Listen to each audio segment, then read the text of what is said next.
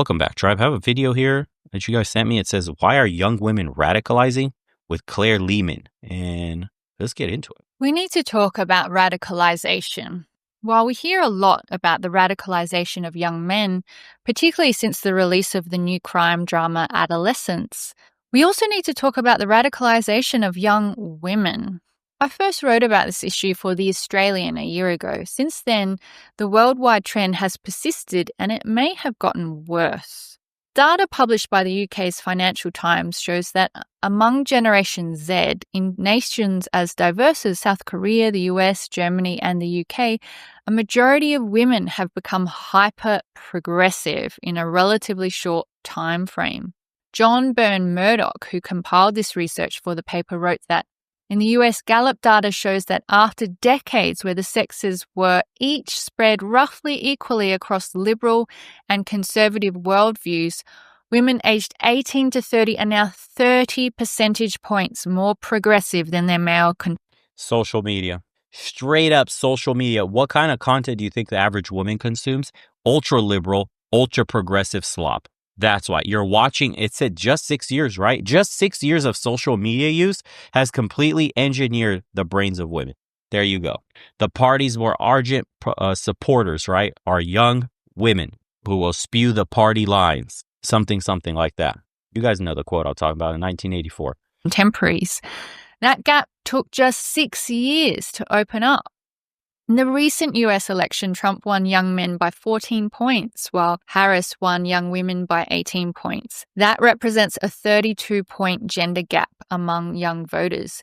In Australia, where I live, the trend is not yet quite as stark, but it is still significant. Younger voters in Australia are generally moving left, and this shift is greater among women. And like the UK, an increasing number of young women are shifting their votes to the Greens, the most left-wing party on the political spectrum. Get what you vote for. Extremism and radicalisation are not terms usually associated with women. They are terms you hear describing young males who use violence and terrorism to further their goals. But we actually do see disruptive activism from women, which often gets downplayed or even ignored by our media. A few months ago, a female pro-Palestinian activist chained herself to a car near a Melbourne freeway to protest the Land Forces Expo being held in the city. In another incident, a 19-year-old woman was charged with setting fire to a Jewish MP's office. She allegedly painted the office with slogans such as "Zionism is fascism." So why is this happening? The truth is we don't know with any real certainty, and there's going to be multiple variables involved. Nevertheless, it's quite likely that phones and social media have a lot to do with it. In his most recent book, The Anxious Generation, the social psychologist Jonathan Haidt shows how young girls in particular have been hit by a tidal wave of mental illness since 2010. Across the Anglosphere, including Australia, Haidt argues that there is no other plausible explanation for this wave of depression and anxiety than the phone. Today, the average teenager spends more than 7 hours or 43% of their waking time on their device. And when they are not on their devices, they are worried about what's happening on them. Young people are constantly distracted with minds that are elsewhere. Look, I was born in the 1980s. When I was a teenager, we didn't have phones or social media. We would go to concerts and parties. We would even occasionally truant from school.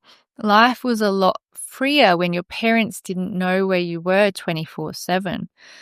And you could have fun with friends without worrying someone was going to take a video or picture of you. For the generation born after 1995, however, that world is gone. Today's culture for young people consists of a toxic blend of too much stress in the online world and too little risk-taking and fun in the real world.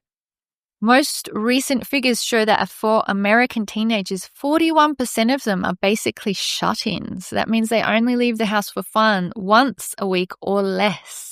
Being cooped up in one's room, glued to the phone without going outside to spend time with friends is bad for anyone, but it is especially bad for teenagers. The whole point of teenagehood is to socialize as much as you can, before the responsibilities of adulthood kick in. This is a time where we learn about the social world, discover who we are, and find people to form romantic attachments with. Yet instead of doing that, phones and social media have created an environment where girls in particular are marinating in the rhetoric of radical ideology, framing the world in terms of victimhood and oppression. Social media platforms like TikTok and Instagram serve young women a constant stream of content framing issues through a lens of crisis, trauma, and systemic oppression. The algorithms reward emotional content and reinforce polarization by creating filter bubbles that limit exposure to different perspectives. In an article for Quillette, the evolutionary psychologist David Geary explains that women form friendship groups in a different way to men. While men form looser and larger groups, often focused on some kind of competition, such as video games or sports, women build smaller networks based on emotional support and sensitivity to inequality. In consensus. Geary writes that the intensity and sensitivity to perceived inequalities in their relationships make adolescent girls and young women's friendships more fragile than those of boys and men, and the result is a heightened fear of social rejection and exclusion from the group. This is the argument they use for repealing the 19th, by the way, because it leads to the nanny state. It leads to the feminine democracy system that gives way to tyranny. That constantly you need government to intervene in the private lives of citizens for whatever these perceived inequalities are. This is the argument that camp makes, which I was like, all right, dude, that genie's not going back in the bottle. Why are we even talking about it? You know, like it sounded so extreme to hear Pearl say like women threatened Bo a couple of years ago, and you just would kind of like roll your eyes at it and be like, all right, dude, just shock jock content to, you know, get views. And then you start hearing more and more people start parroting that stuff all across. And then you start to see how radical the progressive ideology has been instilled in women. And then you start to see how voting affects your everyday life, especially here, liberal Europe of the West. Open borders, handouts to all the migrants that come through, mass chaos, women don't feel safe anymore, no vetting people, social shaming. I mean, I think the UK just passed a blasphemy law for Islam. That's crazy. Tolerance. Your tolerance, bro, is so high. We have to be a tolerant society. You bigot, why aren't you tolerant? They would sit there with those picket signs protesting and saying, let the immigrants in, let the migrants in, they're people too. Boom. Cue the violence, cue the grape statistics, cue all the issues. They voted for them.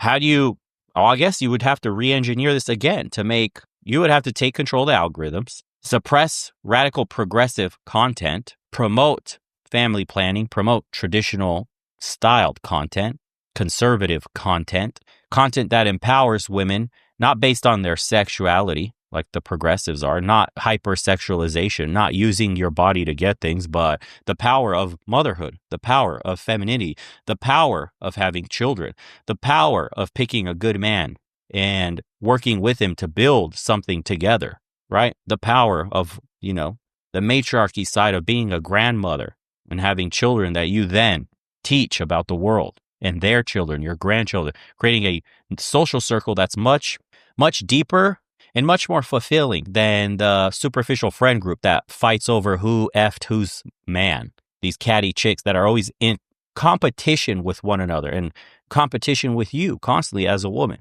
Now, if society started espousing those conservative ideas, real female empowerment, real women's messaging, and their absolutely important role in society, then I think you would get a shift in this. But I think women are being weaponized by the progressives because they're an easy vote, they're easy to scare, they're easy to manipulate, and they're easy to make lifelong martyrs for your cause. Because every little slight against them feels personal. Think about it. You're in a relationship with a woman and she asks you something like, does this dress make me look fat? Or do you think I've gained some weight? You got to lie. Why? Because if you told even a little bit of the truth, you'll lose them then and there. That's it. They'll never ask you again.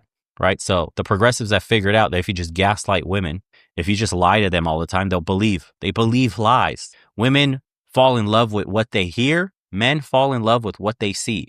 That applies not just in relationships, but in the political spectrum too.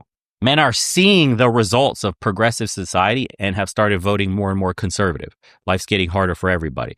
Hard to date. Women are undateable, unmarriageable. There's hardly any wives here on the streets. But then women are falling in love with the idea of a progressive society, even though it's deceiving their eyes all around. They like to pretend, eyes closed, like an ostrich, head buried in sand, but ears wide open to all the lies. No, we live in a progressive society. Yes, we're very open and tolerant. Yes, it's not those people that are causing problems. Yes, my way of voting is protecting my rights and everybody else's rights.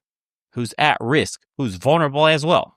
Okay, while they vote away their own rights, vote against their own interests, lose their female spaces to dudes that put on dresses. You see it. Young women will often endorse their group's shared beliefs in order to maintain social harmony, even when those beliefs might be questionable or extreme. And on social media, membership of a friendship group can be tied to holding the correct political views. Geary notes that social contagions are about 2.5 times more likely to spread in girls than boys groups.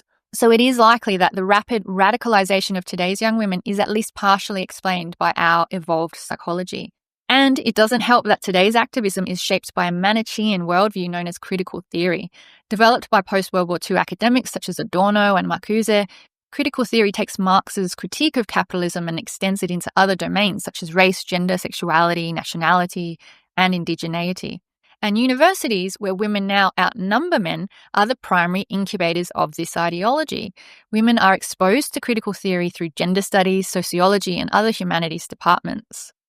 Let me give you a concrete example of how this academic worldview translates into real-world activism. Last year, The Australian reported that Elsa Tuet-Rosenberg, one of the activists involved in the doxing of 600 Australian Jewish creatives, had a contract with the Australian Human Rights Commission to deliver anti-racism training.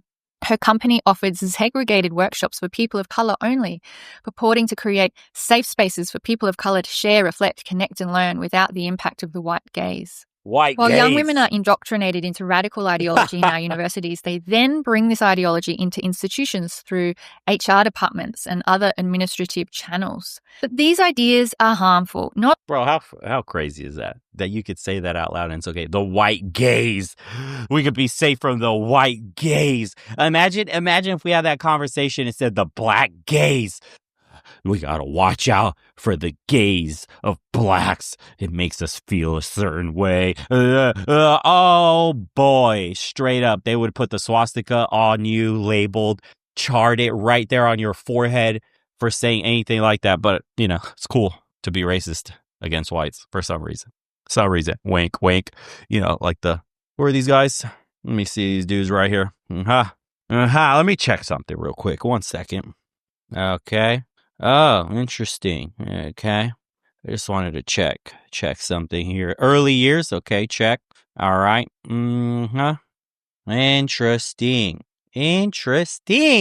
Huh. Okay. So, part of a series on the Frankfurt School, yeah? Okay. Formed during Weimar Republic.